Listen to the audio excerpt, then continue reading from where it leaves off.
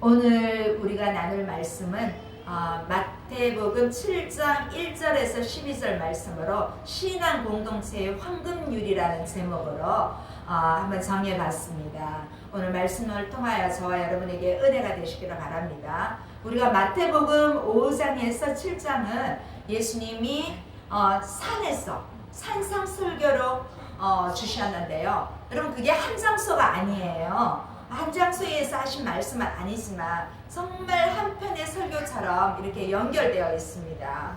산상수훈의 말씀은 제자들이 예수님께 들은 여러 가르침을 같은 주제로 하나의 설교로 묶어 넣은 것입니다.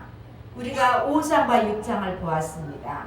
이제 오늘 7장의 전반부를 보고자 합니다. 7장은 산상수훈의 세 번째 장으로 우리가 신앙생활을 하면서 신앙생활의 규율과 열매에 대해서 말씀하고 계십니다. 우리가 사람들을 보면요, 사람들이 자기 자신의 어떤 내면적인 자신의 모습을 감춰놓고 외면적인 자신의 모습을 남에게 많이 보이고자 합니다. 그래서 내 속을 남에게 잘 안 보이려고 합니다. 겉만, 외형적인 것만 보이려고 하는 사람들이 많이 있습니다. 그런데 우리는 겉으로 드러나는 태도보다는 사람의 마음의 상태가 참 좋다는 걸 알고 있습니다. 여러분이 사람들을 만나보면요, 첫인상은 너무 좋아요. 그런데 갈수록 실망받는 사람이 있어요. 그런데 첫인상은 좀 그랬는데 갈수록 그 사람이 내면이 좋은 사람이 있어서 오랜 관계를 유지하는 그런 사람들이 있습니다. 저 같은 경우도 보면 한 번 사람들을 만나면 오랫동안 이렇게 관계를 자주 연락은 못하고 있지만 유지하고 있는 것 같습니다. 오늘 마태복음 7장 1절에서 6절은 상호성의 원리를 중심으로 전개되고 있습니다. 우리가 인간관계에 있어서 이 상호성이란 대단히 중요합니다. 내가 다른 사람에게 좋게 대하며 그 사람도 내게 좋게 대하고, 내가 좀 기분 나쁘게 대하면 그 사람도 거의 대부분은 좋지 않게 생각합니다. 내가 다른 사람에게 대한 그대로 내가 대우를 받게 될 것이라는 것이 바로 이 상호성의 원리예요. 자, 남을 비판하는 일이나 헤아리는 일이 자신에게 얼마나 해로운 것인지 예수님은 우리에게 교훈해 주고 계세요. 자, 1절 2절 다시 한번 볼게요. 1절 2절 비판을 받지 아니하려거든 비판하지 말라. 너희가 비판하는 그 비판으로 너희가 비판을 받을 것이요 너희가 헤아리는 그 헤아림으로 너희가 헤아림을 받을 것이니라. 자, 남을 비판하려고 그 사람의 약점을 찾아내는 사람이 있습니다.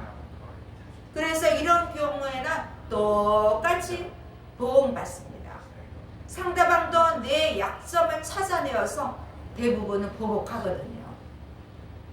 그런데 여기서 예수님은 그리스도인들도 피할 수 없는 한 가지 율법을 제시하십니다.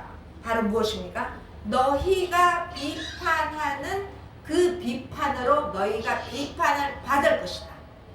또 너희가 헤아리는 그 헤아림으로 너희가 헤아림을 받을 것이라는, 이거는 불변의 진리입니다. 남을 비판하고 헤아린다는 말은 다른 사람을 비방한다는 말이에요.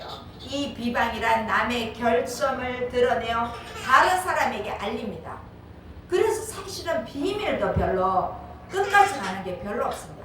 나는 틀림없이 이 사람한테 말하지 말아주세요 했는데 근데 결국은 이게 또 가 있게 됩니다. 이게 바로 비방이에요. 비판인 거예요. 이것은 심는 대로 거둔다는 그 진리와 같은 원리입니다. 남을 가슴 아픈 일게 하면요, 결국 나도 가슴 아프게 돌아온다는 것입니다. 남의 가슴에 못 박으면 안 돼요. 그러면 그 못이 내게도 언젠가는 박히게 된다는 것입니다.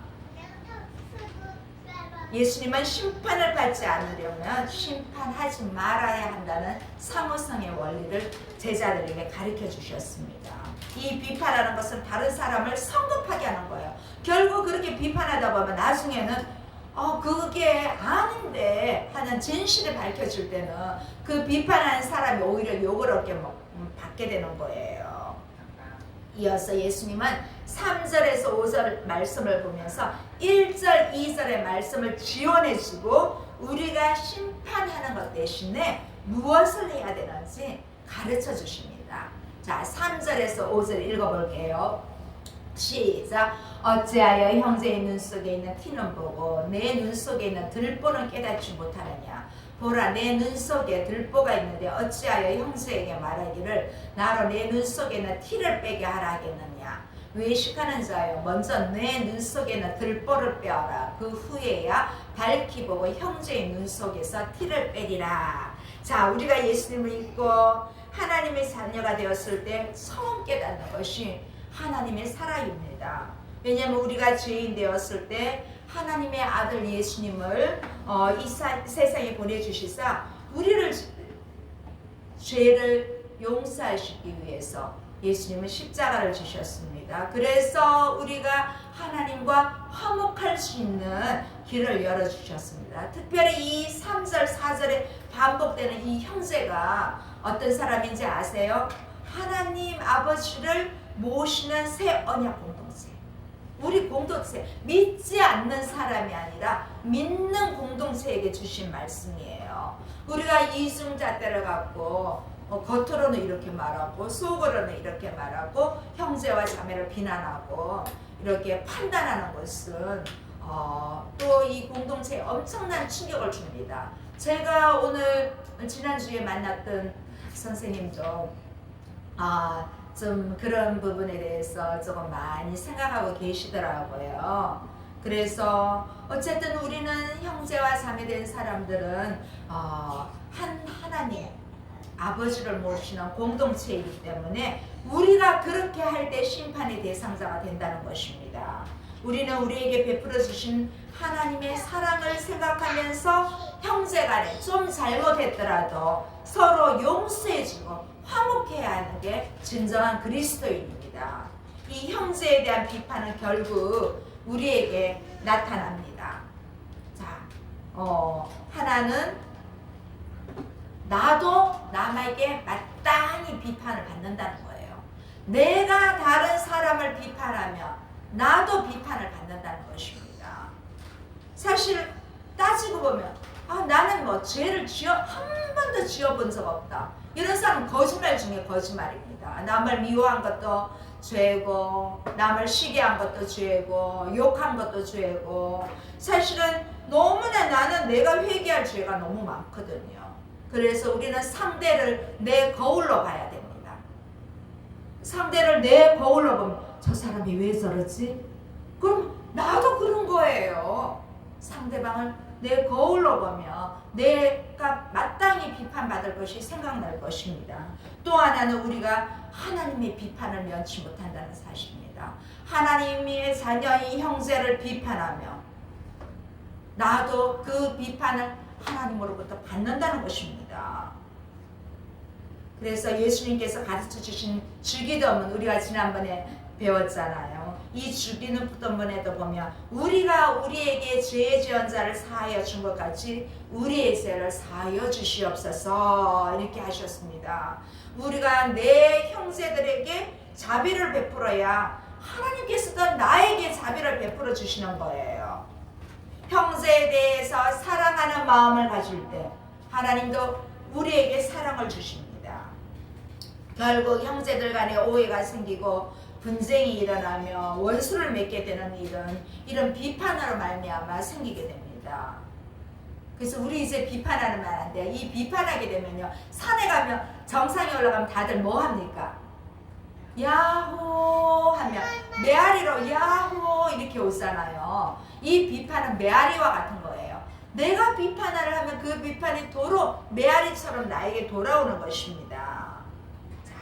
우리는 예수님께서 형제를 비판하지 말아야 할 이유로 어찌하여 형제의 눈 속에 있는 티는 보고 내 눈 속에 있는 들보는 깨닫지 못하느냐. 이렇게 예수님은 들보와 티를 말씀하시면서 우리가 서로 형제에 비판하지 말기를 하십니다. 이 들보와 티는 엄청난 크기 차이가 있어요. 이 들보란 말은 이 대들보예요. 대들보. 또 이 티라는 말은 그 지피나 겨의 작은 조각을 말해요. 여기서 들보란 말은 남을 비판하는 자신이 가지고 있는 그런 죄를 말해요. 이 티는 형제가 가지고 있는 죄를 말해요. 남을 비판하거나 남을 헤아리는 자는 적어도 본인은 티가 아니라 들보와 같은 죄가 내 속에 있다는 것을 알아야 합니다. 남의 눈에 있는 들보를 보는 게 아니라 내 안에 있는 들보를 먼저 보는 거예요. 나는 내 죄는 티끌처럼 아주 작게 생각하고, 그런데 상대방의 죄를 작게 생각하고 내 죄를 크게 봐야 되는 것이에요. 그래서 비판을 받는 상대편의 말인 것이 아니라 우리도 비판을 받기도 하며 헤아리기도 하는 바로 그 하나님의 말씀이십니다. 우리는 그리스도인으로서 내 자신으로부터 죄를 발견하며 들보와 같은 내 죄를 발견해야 합니다.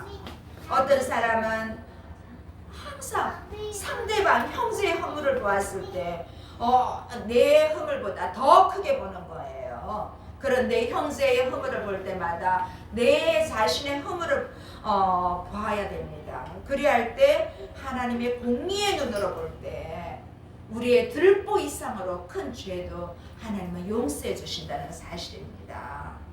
그래서 예수님은 우리에게 형제를 비판하지도 말고 헤아리지도 말라고 그렇게 오늘 말씀하십니다. 그런데 또 한편으로는 예수님은 그걸 형제의 눈에 있는 들보나 티를 보고 가만히 있으면 안 된다는 것이에요. 형제들이 범죄하고 죄악을 길로 가고 있을 때 우리는 비판은 하지 않되 그걸 방관하고 또한 방임하면 안 된다는 것입니다. 그래서 그 잘못 가고 있는 사람을 그대로 옹호해서도 안 됩니다. 또 때로는 우리가 마땅히 경고도 해야 됩니다. 저는 이제 저와 함께 좀 대화를 하고 싶고 이럴 때 저는 이렇게 들어도 주지만 또 결정적으로 한마디 하기도 합니다. 제가 그래서 돌이킬 수 있다면 서로 은혜가 되잖아요. 우리는 긍휼의 마음으로 상대방의 태도를 고치도록 하는데도 불구하고 또 공격하려고 하는 사람들은 어떻게 대하는지 우리가 예의를 하는데도 안 받아들이고 오히려 공격하면 하나님 또 다른 말씀을 주셨어요. 6절 한번 볼까요? 6절. 자, 6절 보겠습니다. 거룩한 것을 개에게 주지 말며 너희 진주를 돼지 앞에 던지지 말라. 그들이 그것을 발로 밟고 돌이켜 너희를 찢어 상하게 할까 염려하라. 자, 예수님은 거룩한 것을 개에게 주지 말며 너희 진주를 돼지 앞에 던지지 말라고 비유의 말씀을 하십니다. 자, 이 말씀은 우리가 다른 사람을 권고하는 일에 또 복음만을 전하는 일에 지혜롭고 정말 교훈적인 그런 말씀입니다. 우리 주변에는 정말 개라고 비유될 만한 사람들도 있습니다. 그리고 돼지와 같은 존재들도 있습니다. 정말 이 개와 돼지, 좀 유대 문화와 관계되는 거예요. 성경에는 이 개와 돼지를 별로 이렇게 긍정적으로 생각한 데가 별로 없습니다. 자, 여기서 거룩한 것이라고 한 것은 하나님께 드려지는 삶의 제사와 같습니다. 영적으로 신령한 지식이나 생각이 없을 뿐만 아니라 그들은 교만합니다. 아주 교만합니다. 그래서 그들은 교만을 갖고 있기 때문에 아무리 좋은 말로 권면을 해도 오히려 이 권면하는 사람이 욕을 당하는 경우가 있습니다. 우리 중에는 특별히 기독교에 대해서 유독하게도 적개심과 악의를 품는 사람도 있습니다. 그래서 이런 사람들에게 복음을 전하려다 오히려 찢김을 당하는 경우가 있습니다. 그래서 예수님은 이런 사람들에게 특별히 조심해야 할 것을 말씀하셨습니다. 상대방의 지적이 기분 나쁘게 들려도 하나님의 판단으로 겸손하게 받아들이는 사람은 하나님 앞에 거룩하게 드려집니다. 그런데 자신을 위한 평가를 거부하는 사람은 그러한 기회를 놓치게 됩니다. 그래서 제자들의 조언이 얼마나 중요하고 가치 있는지 모르고 적대적으로 대응하는 사람들은 조심해야 됩니다. 그래서 예수님은 이 특별히 6절의 말씀을 제자들이 또 우리 성도들이 가져야 할 분별력에 대한 진정한 교훈이 될 수 있습니다. 이제 마태복음 5장에서 시작하신 예수님의 산상수훈이 여기까지 이르렀습니다. 예수님께서 산에서 정말 진주 같은 귀한 말씀을 들려주신 이 산상수훈은 이제 7장 7절부터 서서히 막을 내리며 결론으로 들어가게 됩니다. 7절 이하에는 그리스도인들이 우리가 신앙생활, 영적인 생활의 실질적인 행동 지침을 말씀해 주시고 있습니다. 이 산상수훈에서 들려주신 예수님의 말씀은 우리의 실생활에 적용하고 여러분 노력해야 된다. 여러분 5장 6절 보면서 노력하고 있습니까? 네. 노력하고 있습니까? 네, 노력해야 됩니다. 자, 우리 생활에서 노력하고 적용하려고 했지만 사실은 쉽지 않죠, 여러분. 너무 어렵지요. 어렵습니다. 그래서 어떻게 해야 우리가 이 같은 거룩한 생활에 이룰 수 있을까? 참 의문점입니다. 이에 대해서 결론적으로 말하면 우리 힘으로 할 수 없습니다. 우리는 작심삼일도 못 돼서 마음이 바뀌어버리잖아요. 그래서 우리 힘으로 안 되기 때문에 우리는 하나님의 힘을 빌려야 됩니다. 성령의 힘을 빌려야 합니다. 내 머리로 할 수 없다는 사실을 알아야 됩니다. 자, 7절 8절 보겠습니다. 어떻게 하라고? 자, 어떻게 하라는지 읽어봅시다. 구하라, 그리하면 너에게 주실 것이요. 찾으라, 그리하면 찾아낼 것이요. 문을 두드리라, 그리하면 너에게 열릴 것이니 구하는 이마다 받을 것이요. 찾는 이마다 찾아낼 것이요. 두드리는 이에게는 열릴 것이니라. 자, 이 7절은요 기도하라는 명령입니다. 구하고 찾고 두드리라, 이 기도하라는 명령이고, 이 8절에는 왜냐하면이 없습니다. 없지만은 우리 성경에는 생략되어 있는데 기도해야 할 이유가 있습니다. 자, 구하고 찾고 두드리는 자마다 얻고 찾고 열리는 그러한 경험을 할 수 있기 때문에 우리는 반드시 기도해야 됩니다. 지난번에도 말씀드렸지만, 아니 나 기도 안 해도 하나님 다 아시는데 뭐 굳이 일일이 기도해야 되냐? 아닙니다. 구하라는 것입니다. 기도하라는 것입니다. 자, 그리스도의 생활은, 우리 성도의 생활은 하나부터 10까지 다 하나님께 구해야 됩니다. 저는 무시로 성령 안에서 주여 어떻게 하죠? 늘 기도를 하는 것 같습니다. 이렇게 하나부터 10까지 다 기도를 해야 됩니다. 왜냐하면 이 만물의 모든 소유자가 하나님이 말씀으로 창조하셨기 때문에 그 하나님 앞에 우리는 하나님의 은혜가 아니면, 여러분, 되는 것 같아도 자꾸 분열이 일어나잖아요. 그래서 일일이 우리의 주인 되신 하나님께 나의 모든 것을 구해야 됩니다. 자, 여기 구하다는 말이 있죠. 구하라. 이 구하란 말은 하나님께 기도함으로 받는 일을 말합니다. 이 구하다라는 말은요, 요구하다, 요청한다, 이런 뜻이 있어요. 기도하는 사람의 소원을 아래는 그런 의미입니다. 여러분, 소원이 있으면 아뢰십시오. 구하십시오. 다 하시나, 내 마음속까지 다 아는데 뭘 기도해, 그러지 마시고 구합시다. 구하는 대로 주시는 것이에요. 저도 기타 선생님 위해서 얼마나 기도를 했는지 몰라요. 로이 목사님하고 같이. 그런데 목요일날 응답을 주셨습니다. 자, 우리에게 있어서 구할 일은 매일매일 일상생활에서 이루어져야 됩니다. 여러분, 꼭 필요할 때, 진짜 물이 없어졌을 때 구하면 안 됩니다. 좋을 때, 건강할 때 구해야 됩니다. 사실 우리가 몸이 많이 나빠졌을 때 그제서야 무릎을 꿇잖아요. 사실은 우리가 보험료 같은 경우도 내가 안 아프니까 보험금을 실비를 한 번도 못 타먹잖아요. 근데 내가 아프면 보험료를 타먹잖아요.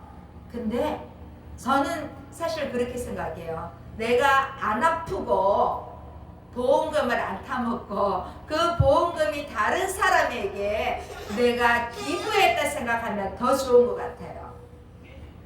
내가 아파서 보험금을 타먹는 것보다. 여러분은 어떻게 생각하세요? 그래서 우리는 믿음으로 구하는데 신앙의 초점을 맞춰야 돼요.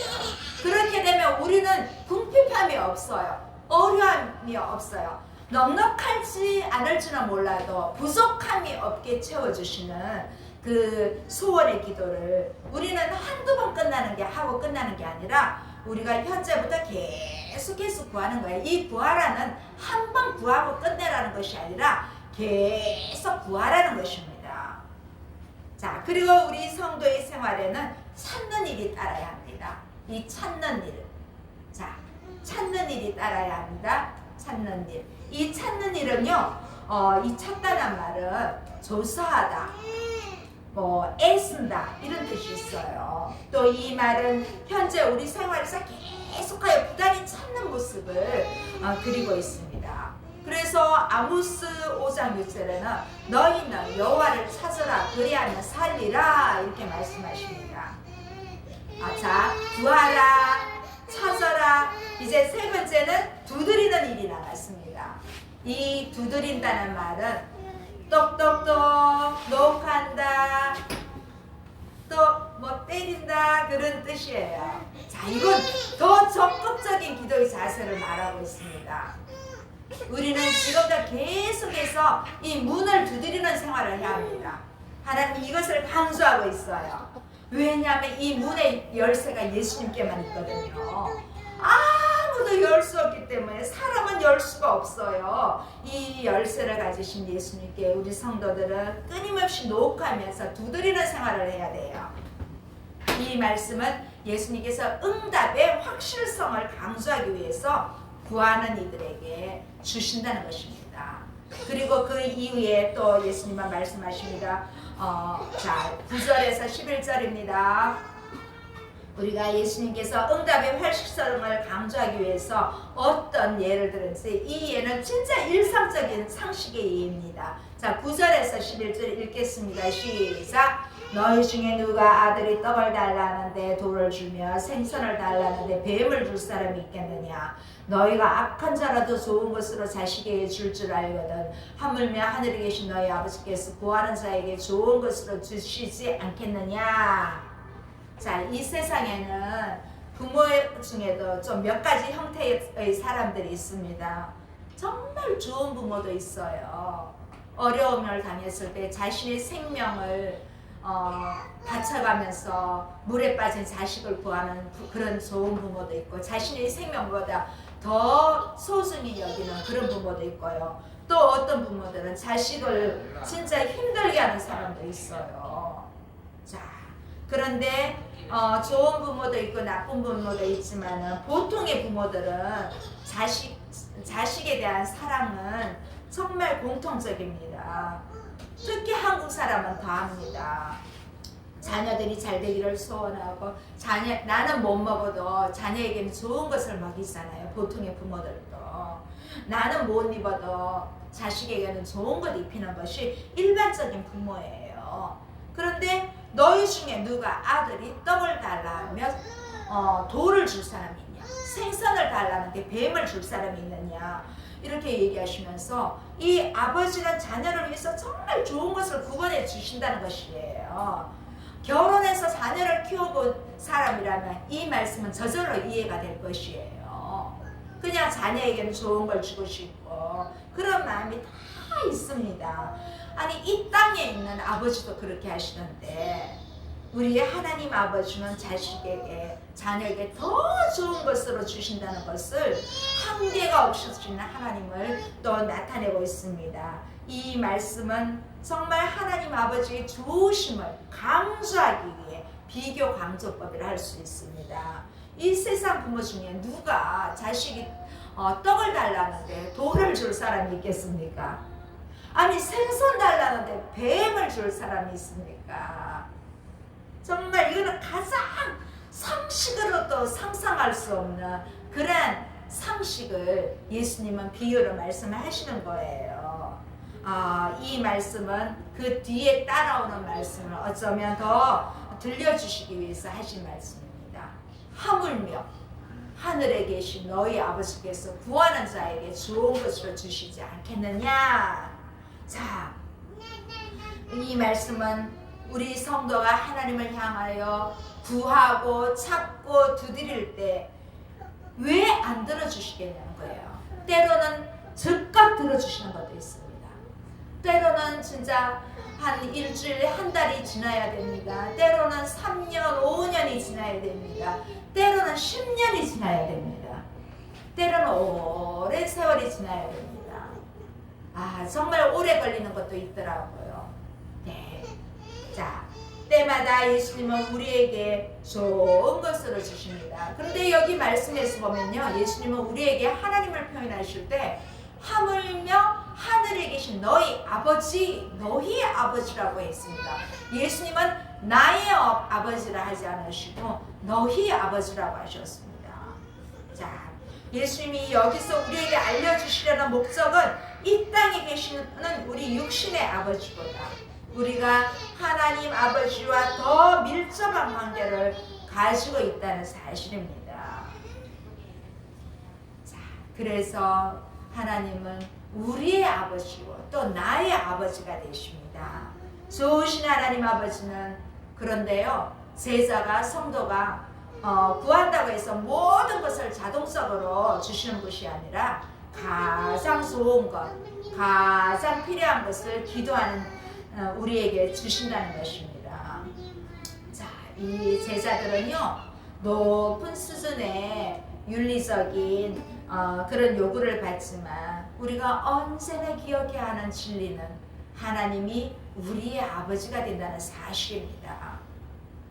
자, 기도의 핵심과 정의는 하나님 아버지와 자녀된 나와의 대화입니다. 구체적으로 말하면 하늘에 계신 아버지와 땅에 있는 자녀 간의 대화입니다. 우리가 하나님을 볼 수가 없잖아요. 그래서 기도로 대화함으로, 기도가 대화입니다. 기도가 잘 안 되시는 분들은 말하듯이 하면 됩니다. 어떤 분이 음악평론가가 그러더라고요. 노래도 할 때 대중가요도 그렇고 찬송가도 그렇고 말하듯이 부르면 된대요. 그런 노래가 잘하는 거래요. 그래서 대화를 원하는 하나님의 마음은 기도를 격려하시는 데서 이렇게 나타납니다. 구하고 찾고 두드리는 것은 반응이 있기 때문에 가능한 것입니다. 여러분, 아이가 똑똑똑 문 두드리는데 안 열어주니까 열어주잖아요. 자, 이에 대해서 오늘 마지막 말씀입니다. 성경에 황금률이 나옵니다. 12절 말씀입니다. 자, 12절 제가 좀 크게 해놨죠? 한번 크게 읽어보겠습니다. 자, 우리의 목소리를 합하여 시작. 그러므로 무엇이든지 남에게 대접을 받고자 하는 대로 너희도 남을 대접하라. 이것이 율법이요 선지자니라. 자, 이게 성경의 황금률로 불리는 말씀입니다. 이 12절 앞에 보면 접속사가 있는데 이 그러므로는요, 앞단락에 있는 결론임을 알립니다. 자, 7장 12절을 결론으로 보면 우리가 비판하든지 분별하든지 항상 다른 사람에게 대접받고 싶은 황금률에 기초하라는 그런 뜻이 됩니다. 자, 그래서 여기 보면 율법 선지자 나오죠. 이 율법과 선지자는 구약 전체를 가르치는 표현입니다. 우리가 앞서 마태복음 5장 17절에도 율법이나 선지자로 언급되어 있습니다. 이것이 율법이요 선지자니라. 오늘 이 황금률이 요구하는 어떤 본질적인 성취하는 행위와 방식이라 할 수 있습니다. 그래서 이웃사랑은 남에게 대접받고 싶은 대로 대접하라는 것입니다. 내가 먼저 대접해야 돼요. 뭐 어머니가 여기 계셔서 말씀하면 안 되는데, 어머니는 매월 이제 뭐 노령연금이라든가 또 뭐 용돈이 있으면 아이들 손주들 꼭 이렇게 때마다 선물해주고 또 이렇게 교회도 헌금도 해주시고 그렇게 하시더라고요. 이렇게 보여주시는 거예요. 이렇게 보여주시면 우리도 육신의 부모가 보여주시는 것도 자녀들이 배워요. 그래서 하나님의 말씀을 우리가 배우면 이 황금률이 내게 적용되는 것입니다. 그래서 더 대접받게 되는 것입니다. 이 땅에 복의 근원이 되는 것입니다. 자, 이제 12절 황금률과 또 7절에서 11절 말씀을 연결해 보면 하나님은 긍휼의 아버지로서 우리 자녀된 우리의 필요를 채워주시기 때문에 제자들은 필요한 것을 하나님께 구하고 이웃에게는 요구하지 않고 오히려 사랑을 베풀어 주라는 것입니다. 자, 이 황금률은 예수님께서 하늘나라의 우리 산상수훈에서 보여주시는 그 하나님 나라의 의를 실천하는 목표가 바로 무엇이다? 이웃사랑이다. 내 옆에 있는 사람을 사랑하는 것이라는 것입니다. 그래서 우리는 성도는 남에게 대접받고 싶은 대로 누가 먼저 대접하라? 내가 먼저 대접하는 그러한 태도를 하면 우리가 대접을 받게 된다는 사실입니다. 우리는 이웃에게 대접하고 나는 하나님으로부터 그 대접을 받는 것이에요. 그러면 여러 손길을 통해서 우리에게 채워주는 은혜가 있는 거예요. 우리 교회도 마찬가지예요. 저도 우리 앞에 주보에 보면 후원 선교사에서 이 사랑이 있지요. 이 사랑은 제가 전도사로 있을 때 유치부였는데 이제 중등 1학년이 올라갑니다. 러시아에 있습니다. 러시아에 있는데 저는 교회를 개척하면 꼭 선교헌금을 해야지 했는데 지금 3년째 사랑이한테 매월 많지는 않지만 선교헌금을 보내고 있습니다. 그러니까 나는 조금 심는데도 하나님은 더 크게 심어주시는 거예요. 우리 교회를 향하여. 그래서 우리 교회가 지금까지 이렇게 코로나 속에서도 건재하게 서 있는 거예요. 교회 문들이 많이 닫고 있어요. 그런데 하나님이 함께 하시면 작은 것을 심어도 하나님은 우리에게 필요한 더 큰 것으로 응답해 주신다는 것입니다. 우리는 부족한 것이 전혀 없고 완벽한 사람들이 모이고 있는 것에만 풍족해 하는 것이 우리가 행복한 것은 아니에요.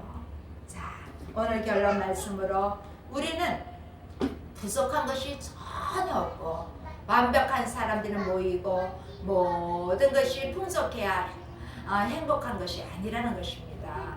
부족한 것에 대해서 불평하기 전에 기도합시다. 상대를 비난하기에 앞서 나 자신의 허물을 먼저 고칠 때 하나님은 함께 하십니다. 내가 자꾸 대접받기만은 하지 말고 내가 먼저 대접할 때 하나님은 우리를 대접해 주는 거예요. 나를 대접해 줄 수 있는 또 다른 공동체가 있는 것이에요.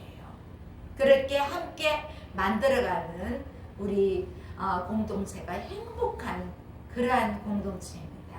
우리 교회가 우리 성도가 그런 공동체가 되기를 진심으로 소원합니다. 할렐루야. 기도하시겠습니다. 살아계신 하나님 아버지 감사합니다. 산상수훈을 통하여 은혜 주시며 감사합니다. 이 시간 우리가 다른 사람을 향하여 비판한 것이 생각난다면 하나님 아버지 이 시간 우리가 고개를 들기 전에 진심으로 회개하게 하시고 하나님 앞에 구하고 찾고 다시 한번 두드리기를 원합니다. 우리의 일상에서 늘 그러한 생활이 되기를 소원합니다. 그리할 때 얻고 찾고 열리는 역사가 일어날 줄 믿습니다. 하나님 아버지 지금까지는 내가 대접받는 것을 좋아했다면 이제부터는 대접하기를 좋아하는 사람으로 이웃 사랑하기를 실천하는 우리 가정에서 먼저 내 옆에 있는 사람에게 실천할 수 있는 그러한 은혜를 더하여 주시기를 간절히 소원하며 예수님의 이름으로 기도드립니다. 아멘.